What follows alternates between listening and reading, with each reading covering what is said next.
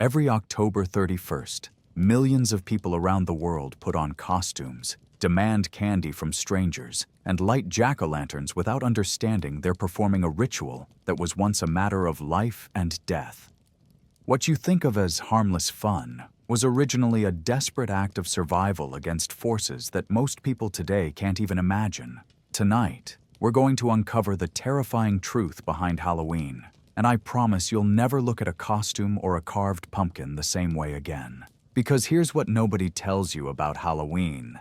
Those traditions you think are just for kids, the costumes, the door-to-door visits, the offerings of food, they weren't invented by candy companies or suburban parents looking for entertainment. They were mandatory survival protocols developed by the ancient Celts to protect themselves during the most dangerous night of the year. A night when the boundary between our world and the spirit world completely dissolved, leaving the living exposed to entities that could steal your soul, drag you into the other world, or worse. The Celtic festival of Samhain wasn't a celebration, it was a siege. And every single Halloween tradition you know today is a sanitized remnant of the desperate measures people took to survive when supernatural predators roamed freely among the living. The costumes weren't fun, they were camouflage. The treats weren't rewards, they were protection money. The bonfires weren't festive, they were spiritual barriers between this world and the realm of the dead. By the end of this investigation, you'll understand exactly why the Celts believed that failing to perform these rituals correctly could result in your death, your disappearance, or something far worse than either. You'll discover that what we call Halloween is actually the fossilized remains of humanity's most sophisticated defense system against supernatural predators. And you'll realize that maybe, just maybe, there was a very good reason our ancestors were so terrified of this particular night. The ancient Celts didn't measure time the way we do today. Their calendar wasn't just a way to organize months and seasons. It was a spiritual map of the universe itself, marking the moments when the cosmic order shifted and the rules that governed reality temporarily changed. And no moment in their calendar was more significant or more dangerous than Samhain. Samhain marked the end of the Celtic year, falling on what we now call November 1st. But this wasn't just an arbitrary date chosen for convenience. The Celts understood something about the nature of time and space that modern people have forgotten.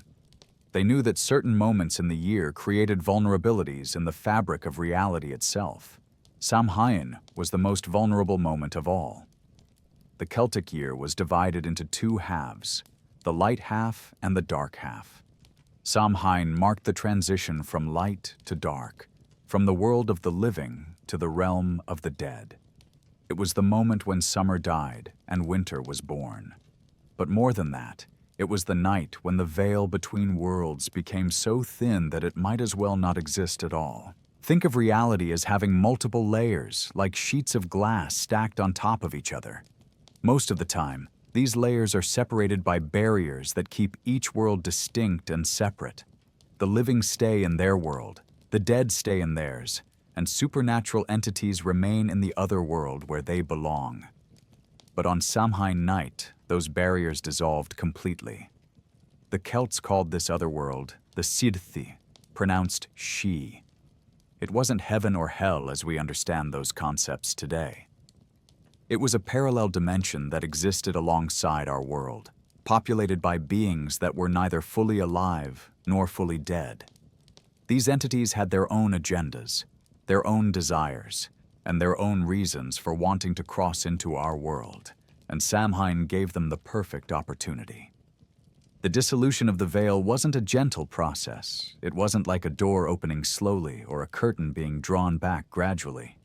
According to Celtic belief, the barrier between worlds collapsed suddenly and completely at sunset on October 31st, creating what we might today call a dimensional breach that lasted until sunrise on November 1st. During those crucial hours, the normal rules of reality simply didn't apply. This wasn't abstract theology or philosophical speculation. To the Celts, this was observable, measurable fact. They could see the signs when the veil was thinning Aved street. Animals behrangeli.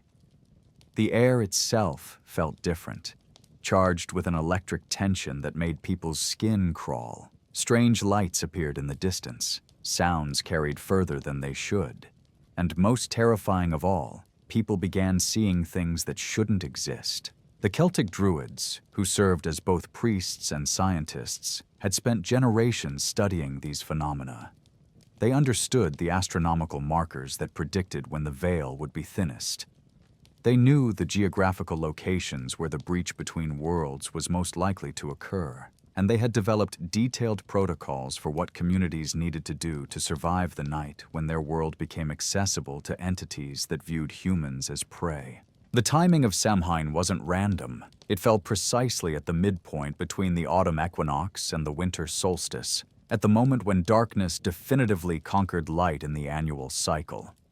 The Celts understood that this astronomical alignment created a kind of cosmic vulnerability, a moment when the natural barriers that protected their world from supernatural intrusion were at their weakest. But Samhain wasn't just about cosmic mechanics, it was about survival. Because when the veil dissolved, the entities that crossed over weren't benevolent spirits looking to reconnect with their living relatives. They were predators, and they were hungry. The beings that emerged from the other world during Samhain were unlike anything most people today can imagine. The Aos Sí, pronouncits called them Aos Sí, and they were neither ghosts as we understand them, nor demons from any hell described in modern religions. They were something far more complex and infinitely more dangerous. The Aos Sí were the original inhabitants of the other world, beings that existed in a state between life and death, between matter and spirit. They weren't evil in the way we might think of evil today. They didn't hate humans out of malice or seek to punish the wicked. They were simply operating according to their own alien logic, following desires and impulses that made perfect sense in their world, but spelled disaster for anyone unlucky enough to encounter them in ours. These entities possessed powers that defied every law of physics. They could change their appearance at will, appearing as beautiful humans one moment and revealing themselves as monstrous creatures the next. They could manipulate time itself, making minutes feel like hours or causing people to lose entire nights with no memory of what happened. Most terrifying of all, they could steal people away from our world entirely, dragging them back through the dimensional breach into the other world where they would be trapped forever. The Aos Sí had their own hierarchies and categories. Some were relatively minor nuisances, content to spoil milk, sour beer, or cause tools to break at the worst possible moments. But others were apex predators that viewed humans as playthings, slaves, or food. The most dangerous of these entities were drawn to human settlements during Samhain, like sharks to blood in the water. They were particularly attracted to children and young adults, people whose life force burned brightest and whose absence would cause the most pain to their communities. But the Aos Sí weren't indiscriminate killers. They were sophisticated hunters who enjoyed the psychological aspects of their predation as much as the physical act of taking their victims. They would toy with their prey, appearing at windows, leaving signs of terror their presence, building before making their final move. The Celtic records describe encounters with these entities in vivid, horrifying detail. People would answer knocks at their doors on Samhain night only to find beautiful strangers who claimed to need shelter from the cold. Those who invited these entities inside would wake up the next morning to find their guests gone and their children missing. Entire families would vanish without a trace, leaving behind only signs of struggle and the lingering smell of otherworld magic. But the living humans weren't the only threats people faced on Samhain night. The dissolution of the veil also allowed the spirits of the dead to return to the world they had left behind. And these weren't the peaceful, benevolent ancestors that people hoped to reconnect with. These were the angry dead, the vengeful spirits of people who had died violent deaths or who had unfinished business with the living. These spirits retained all the memories and emotions they had possessed in life. But death had stripped away their humanity and amplified their worst impulses. They returned seeking revenge against those who had wronged them, looking for justice that had been denied them in life, or simply hungry for the warmth and vitality that death had taken from them. They could possess the living, drive people to madness, or steal the life force from healthy individuals to extend their own unnatural existence. The combination of predatory otherworld entities and vengeful human spirits created a perfect storm of supernatural danger. Samhain night wasn't just risky, it was a massacre waiting to happen. Communities that failed to take proper precautions could be decimated in a single evening. Their survivors left to face the winter without the people they needed most. This is why the Celts developed such elaborate defensive protocols for Samhain. Every tradition, every ritual, every seemingly arbitrary rule served a specific purpose in the larger strategy of survival. The costumes, the offerings, the bonfires, the door-to-door visits, all of it was part of a sophisticated system designed to protect communities from threats that could destroy them completely. The most crucial element of this defensive system was the costume, though the Celts would never have called it that. To them, it was spiritual camouflage, a disguise so convincing that supernatural predators would mistake living humans for fellow entities from the otherworld and leave them alone. Creating an effective disguise required more than just putting on a mask or changing clothes. It demanded a complete transformation of appearance that would fool beings possessing supernatural senses far more acute than human perception. The Celts understood that the Aos Sí could see through superficial deceptions, so their disguises had to be absolutely convincing on every level. The most effective disguises involved animal skins, particularly those of creatures associated with death or the otherworld. Wolf pelts were especially prized because wolves were seen as psychopomps, creatures that could travel between worlds and guide spirits from one realm to another. Bears were also popular choices because their hibernation habits linked them to the cycle of death and rebirth that Samhain represented.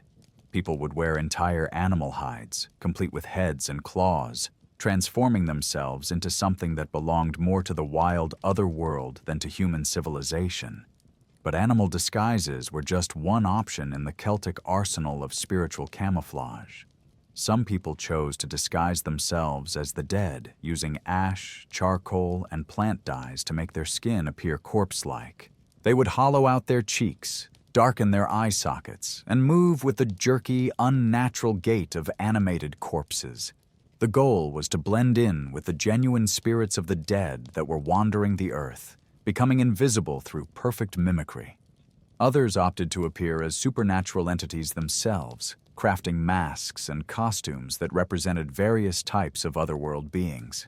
These disguises required extensive knowledge of Celtic mythology and folklore, because they had to be accurate enough to fool entities that actually knew what these creatures looked like. A poorly constructed disguise could be worse than no disguise at all, marking the wearer as an imposter and attracting exactly the kind of attention they were trying to avoid. The transformation process wasn't just about changing appearance.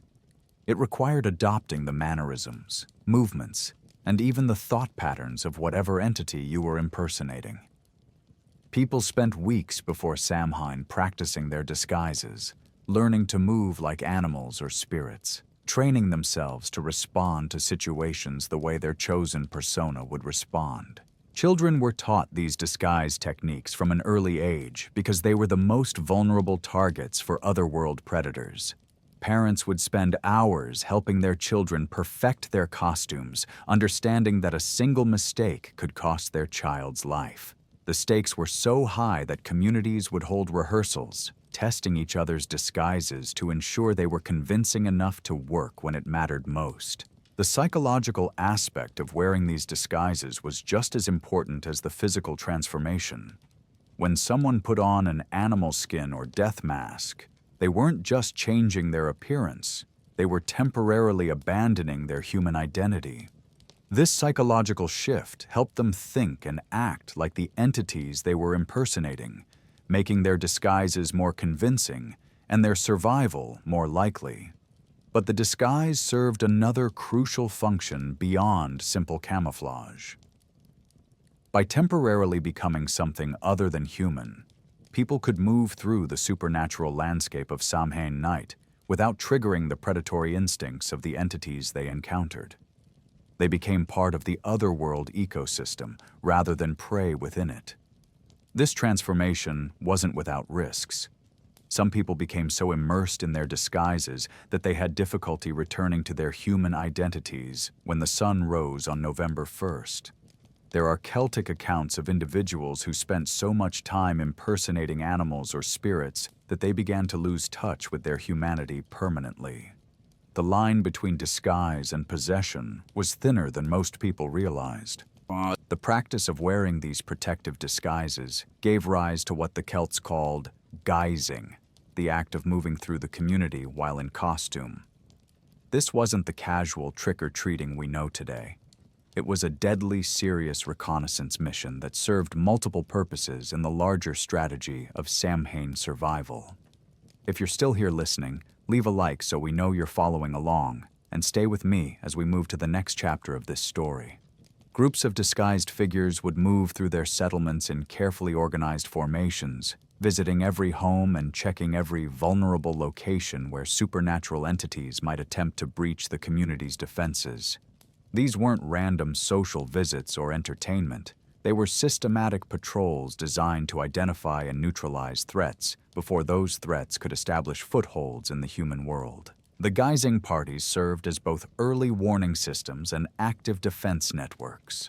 By moving through the community while disguised as otherworld entities, they could spot genuine supernatural intrusions that might otherwise go unnoticed until it was too late. A real spirit trying to blend in with a group of disguised humans would reveal itself through subtle behavioral differences that trained observers could detect. More importantly, the presence of disguised humans moving through the settlement created a kind of supernatural static that made it harder for genuine entities to navigate the area effectively. The Aos Sí relied on their ability to distinguish between humans and otherworld beings when selecting their targets. When an entire community was disguised, that targeting system became unreliable, forcing the entities to either retreat or risk attacking their own kind by mistake. The routes taken by guising parties weren't random. They followed specific paths that had been mapped out by the Druids based on their understanding of how supernatural entities moved through the landscape.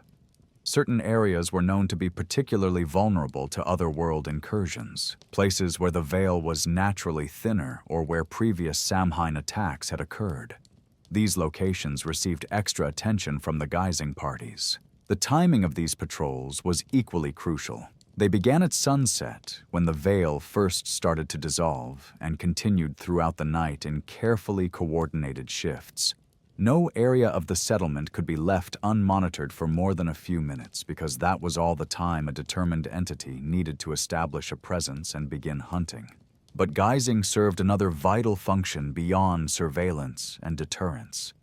It allowed communities to maintain some semblance of social cohesion during a night when normal social rules were completely suspended.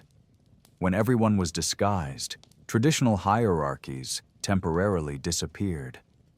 Nobles and peasants, adults and children, men and women all became anonymous figures moving through the darkness, united in their shared need for survival.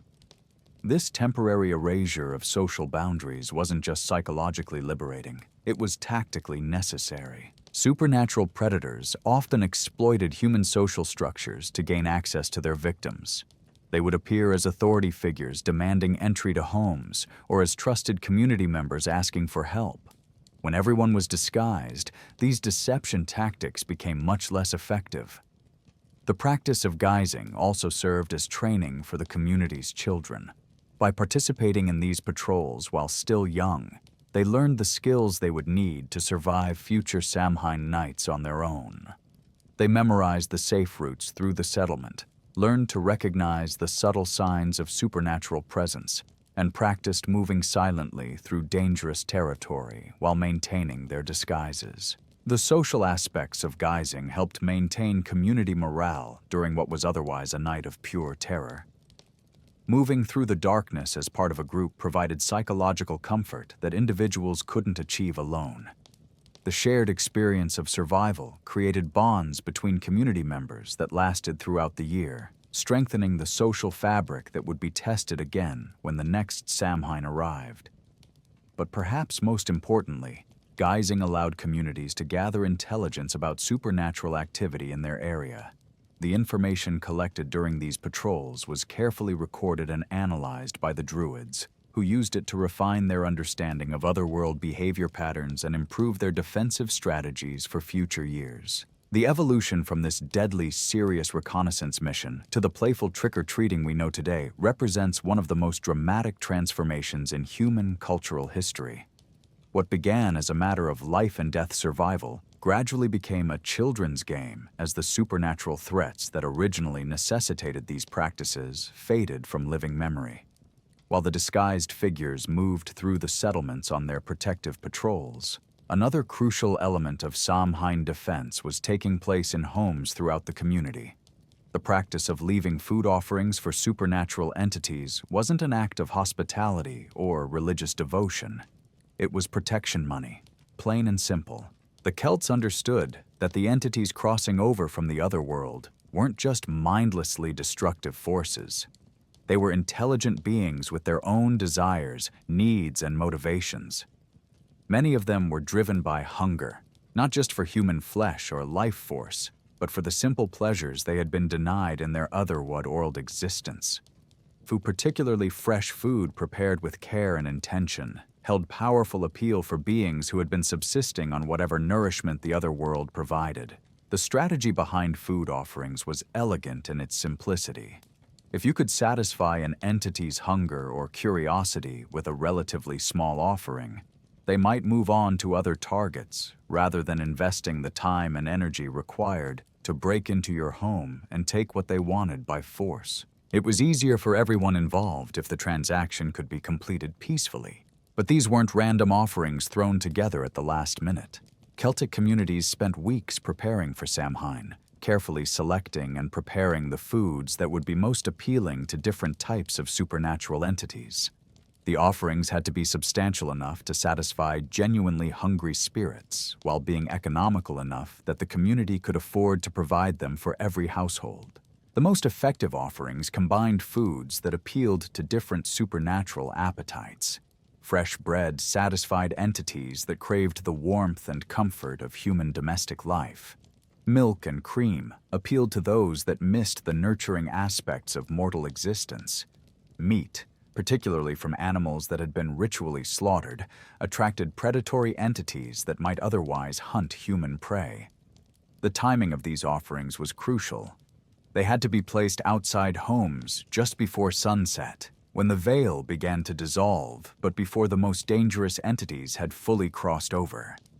Offerings placed too early might spoil or be consumed by ordinary animals.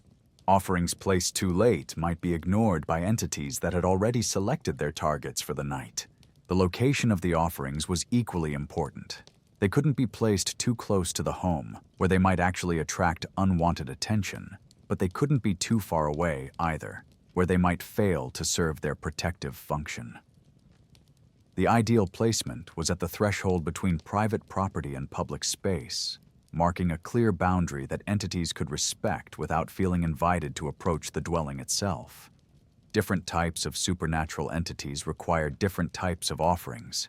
The Aos Sí, being creatures of refinement and sophistication, preferred elaborate presentations of high-quality foods. Simple bread and milk wouldn't suffice for these beings. They expected delicacies, foods that had been prepared with skill and artistry, offerings that demonstrated respect for their status and power.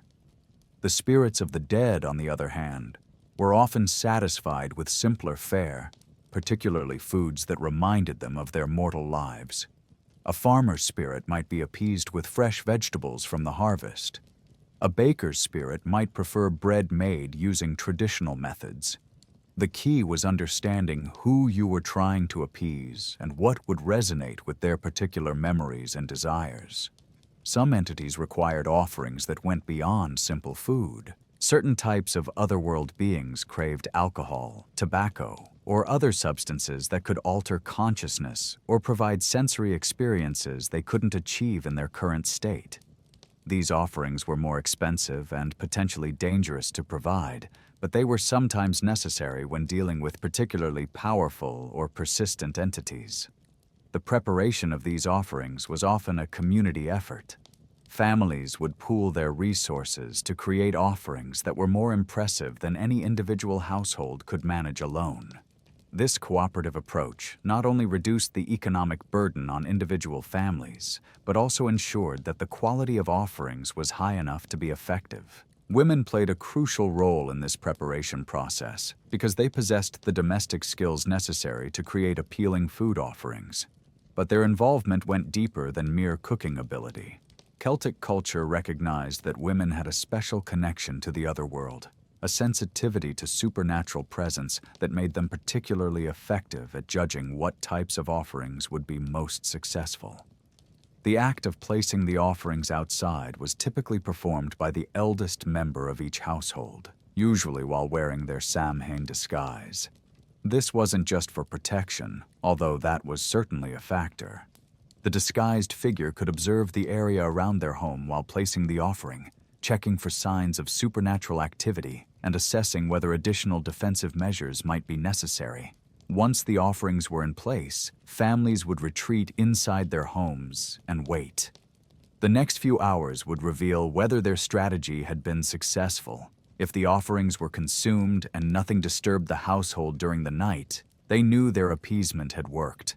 If the offerings were ignored or if supernatural activity continued around their property, they knew they were dealing with entities that required different tactics. The morning after Samhain brought a careful inspection of the offering sites. Empty bowls and plates were good signs, indicating that the offerings had been accepted. But sometimes families found their offerings rearranged in strange patterns, or discovered that only certain foods had been taken while others were left untouched. These details provided valuable intelligence about what types of entities had been active in their area. The most disturbing discovery was finding offerings that appeared to have been sampled but not consumed, with small bites taken from bread or sips removed from milk. This suggested that the entities involved were more interested in the symbolic act of taking than in the actual nourishment, which often indicated more dangerous types of supernatural beings that viewed the offerings as acknowledgement of their power rather than genuine appeasement. Over time, communities developed sophisticated systems for tracking which types of offerings were most effective against different supernatural threats. This information was carefully preserved and passed down from generation to generation, creating databases of supernatural behavior that allowed each community to refine their defensive strategies based on hard-earned experience. The practice of leaving food offerings for supernatural entities during Samhain eventually evolved into the modern Halloween tradition of giving treats to costumed visitors. But the transformation from protective appeasement to childhood entertainment represents a fundamental misunderstanding of what these offerings originally represented. They weren't gifts or rewards. They were ransoms paid to entities that held the power of life and death over entire communities.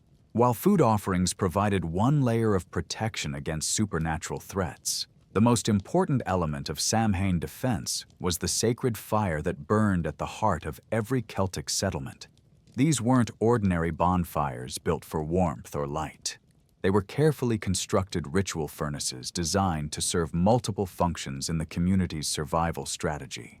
The Celtic word for these fires was Taine Cnum, literally meaning bone fire, which eventually became our modern word, bonfire.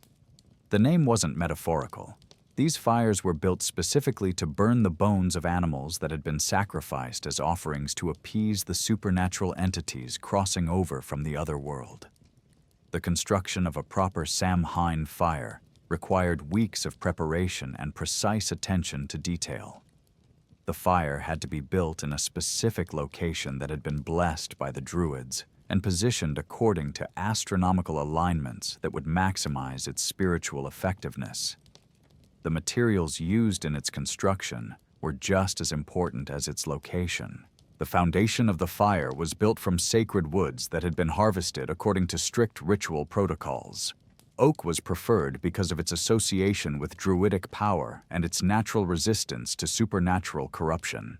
Ashwood was also valued for its protective properties, while rowan was believed to repel malevolent spirits. These woods had to be cut during specific lunar phases and blessed before they could be used in the sacred fire. On top of this wooden foundation, the bones of sacrificed animals were carefully arranged in patterns that held deep spiritual significance. These weren't random animal bones collected from ordinary meals. They were the remains of livestock that had been ritually slaughtered specifically for Samhain, animals that had been raised and prepared according to ancient protocols that transformed their death into a powerful offering. The sacrifice of these animals wasn't a casual or cruel act. It was a solemn ritual that represented the community's willingness to give up something valuable in exchange for protection from supernatural threats. The animals chosen for sacrifice were typically the best specimens in the community's herds, healthy and valuable creatures whose loss would be genuinely felt by their owners.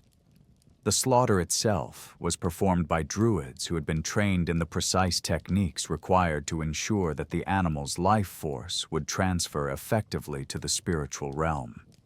Every aspect of the process, from the method of killing to the way the blood was collected and distributed, followed protocols that had been developed over generations of experience dealing with otherworld entities. Once the bones had been arranged on the fire, the entire community would gather for the lighting ceremony. This wasn't a simple matter of applying a torch to the wood. The fire had to be ignited using methods that would ensure its spiritual potency. Friction fires were preferred, created by rubbing together pieces of sacred wood until they produced sparks that could ignite the tinder. The moment of ignition was accompanied by chants and prayers that had been passed down through generations of druids. These weren't mere words or superstitions. They were carefully crafted incantations designed to activate the spiritual properties of the fire and establish its function as a barrier between the world of the living and the realm of the dead. As the fire blazed to life, consuming the wooden foundation and the animal bones, it created more than just light and heat. According to Celtic belief, it generated a form of spiritual energy that was toxic to malevolent supernatural entities. The smoke that rose from the burning bones carried prayers and offerings directly to the other world, while the light created a protected zone around the community where dangerous spirits could not easily operate. But the fire served practical functions as well as spiritual ones. Every household fire in the settlement was extinguished before Samhain began, leaving families without light, heat, or the ability to cook food. This wasn't done arbitrarily. It was a deliberate strategy designed to ensure that the sacred fire would be the only source of flame in the community during the night when the veil was thinnest. This monopolization of fire served several important purposes. It concentrated the community's spiritual defenses in a single location that could be properly protected and monitored. It ensured that no household accidentally attracted supernatural attention by maintaining unauthorized flames that hadn't been properly blessed. And it created a central gathering point where the community could monitor each other's safety throughout the dangerous night. Families would approach the sacred fire in carefully organized groups to collect embers that they could use to relight their household hearths. But this wasn't a casual process. Each family had to demonstrate that they had properly prepared for Samhain by showing their disguises, presenting their food offerings, and reciting the protective chants they had memorized for the occasion. The druids who tended the fire throughout the night served as both spiritual guardians and practical monitors of community safety. They could observe every family as they approached the fire, checking for signs that supernatural entities might have infiltrated the group.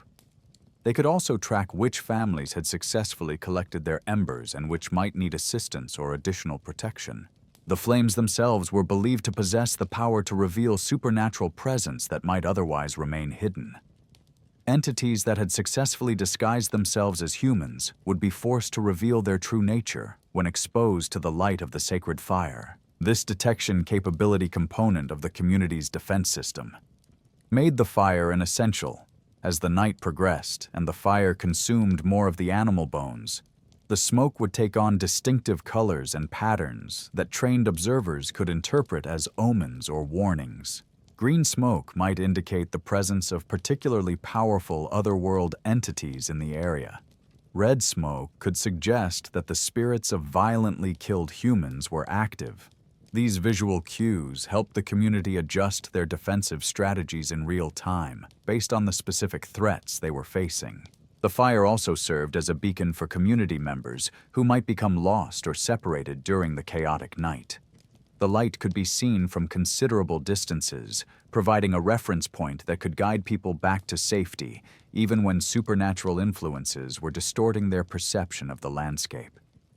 By morning, when the veil between worlds solidified once again, the sacred fire would have burned down to a bed of glowing embers mixed with ash from the consumed bones. This ash was considered to possess powerful protective properties and would be carefully collected and distributed among community members for use throughout the coming year. The transition from these elaborate fire rituals to the simple jack-o'-lanterns of modern Halloween represents one of the most dramatic simplifications in human cultural history. What was once a community-wide spiritual defense system managed by trained priests has become a decorative candle placed in a carved pumpkin. The protective power that once required the sacrifice of valuable livestock and the coordinated effort of entire settlements is now represented by a flickering flame that most people regard as nothing more than seasonal decoration. The sacred fires of Samhain weren't just protective barriers against supernatural threats. They were also powerful tools for glimpsing the future during the one night of the year when the normal boundaries of time and space were suspended. The druids who tended these fires possessed knowledge and abilities that went far beyond simple priestly functions. They were the Celtic equivalent of quantum physicists, specialists who understood the fundamental forces that governed reality and knew how to manipulate those forces when conditions were right. Samhain represented the perfect storm of cosmic circumstances for divination work. The dissolution of the veil between worlds didn't just allow supernatural entities to cross into our reality. It also created windows of opportunity for trained observers to peer into other dimensions, other timelines, and other possibilities that were normally hidden from human perception. The Druids had spent years learning to interpret the signs and omens that became visible during these cosmic disruptions. They could read meaning in the way flames danced, the colors that appeared in the smoke, the patterns that formed in the ashes, and the sounds that emerged from the burning bones. Each of these phenomena provided information about future events, hidden dangers, or opportunities that the community might encounter in the coming year. The most sought-after information concerned survival prospects for the winter months ahead.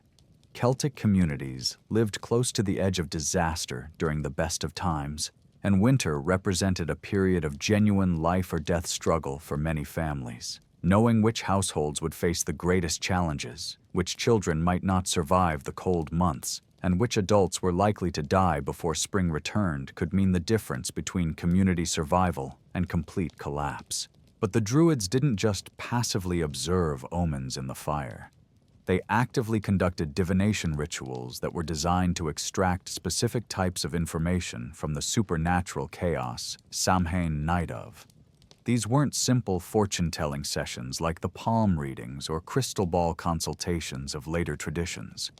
They were sophisticated procedures that required extensive preparation, precise timing, and considerable personal risk on the part of the practitioners.